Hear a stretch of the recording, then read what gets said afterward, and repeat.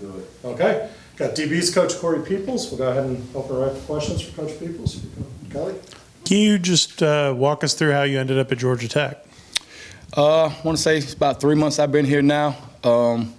Knew Coach Key from recruiting, met him a few times, knew some guys that knew him, and we kind of always kept a relationship, and that's kind of how it came along, how it happened. Rod? Coach, I know in the secondary there's a tendency to move guys around and see where the best fit is. Could you run us through who you have working with your group now? Have CP, Clayton Powell-Lee. He's been playing some stud and whip safety for us. Lamiles, he's been versatile, played both safety spots as well. We try to get it where we get both guys to learn both in case injury and anything like that. They got to know one from the other. So those two are the main guys that have been flopping from both safety spots. So for the rest of the young guys, we're kind of keeping them in strong or free in whip or stud safety. In your mind, what makes a good secondary?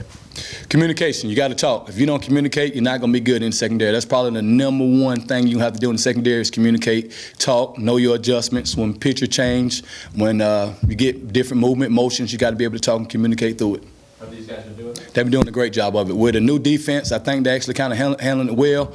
The more and more we practice, more dates we get out there, I think the guys are doing a great job adjusting to it. What's impressed you most about this group so far this spring? For it to be a new defense, kind of reiterate what we just talked about, for it to be a new defense, guys are learning it. They come in earlier, they stay in later, and they actually got the commitment to try to get better every day and learn as we install more and more defense. They're actually handling it pretty well. So I would say just the mindset of guys want to be good. Patrick? Coach Peoples, you mentioned Miles and also Powell-Lee. Both those guys have a ton of experience, obviously, and they've been here for a little while. What do you know about them coming in as you accepted the job to come to Georgia Tech? Did you know their play already? Just some crossover games, seeing them play a little bit. I would say I recruited CP Lee out of high school, so that was I was familiar with him coming out of Westlake High School. Lamiles I didn't know, but I came in, watched PFF, and kind of got caught up real quick. What were the good things they do, the pros and cons of the game. I'm wondering about some young guys like Taycee Moore, like how are those guys kind of coming along and what you've seen from them, and as well like kind of the nickel situation right now too. Yep. Talking about Tay. Tay is coming along. He's starting to grasp it. He getting more comfortable as we're getting into the end of last week of spring ball. He handled it pretty well. DJ Moore has been a surprise. He came from receiver, went to cornerback. Now he's playing safety. He's running with the tools. He's doing a heck of a job as well, picking up the defense. It's hard to go from receiver to corner. Now you go into a new defense at safety, and I think he's doing a great job. But both of them guys are picking it up well. You talk about the nickel position. You got Omar Daniels that's coming in doing a great job. Real smart, heady kid. Handles different situations, learning the playbook really well. Saeed Gibbs, transfer that came in from Rhode Island, he's doing a heck of a job as well. So those guys are duking it out, sharing reps with the ones and twos every day until we get to the end of it. But both of them guys have been a pleasant surprise as well. You talked about how important communication is. How has the communication been between the safeties and the corners, and how much information you guys share with each other in those terms? That's big. You got to be on the same page. We meet together a lot. We go do a lot of walkthroughs together because we're not on the same page, then it's not going to be good. So we communicate plenty with those guys. We meet together to make sure we right on adjustments, playing cover 2, playing cover 4. It's a lot of things that we got to be together on for our checks and things like that. So it's been going pretty good with those guys as well. Just your relationship with Coach Brumfeld, how you guys work together to get this thing right? Me and Ricky kind of had a prior relationship. I was recruiting his son that's actually on staff here now. So it's kind of, we kind of knew each other.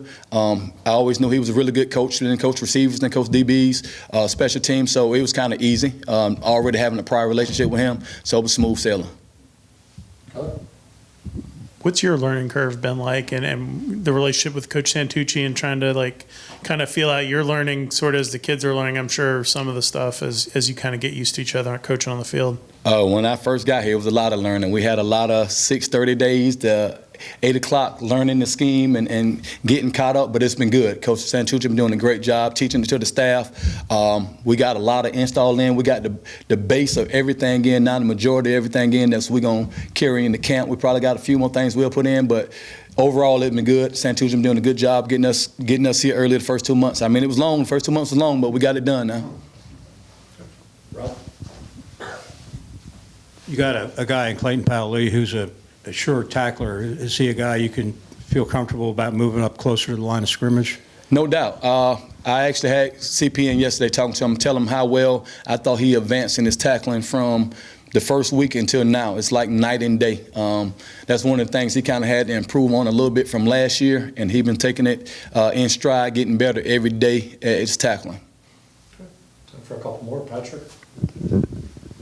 Coach Peoples, it hadn't been that long since you were playing. I wonder about the teaching the tackling techniques, especially regarding head-first tackling compared to just 15 years ago in college football. Oh, it's totally different now than when we came ahead. It was always head across the bow. Now we got to keep heads up, really teach the leverage tackle on the backside of it before we don't use our head. So the tackling techniques is more rugby now.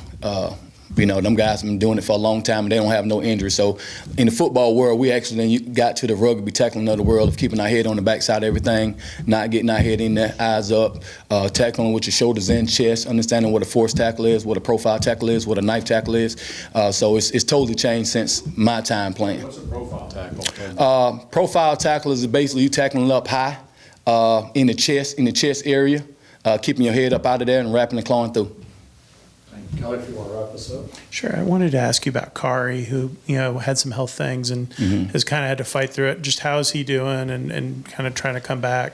Cory actually doing pretty good. He stepped in last week scrimmage and did a really good job. I want to say he had like 7 tackles, came in, did really well.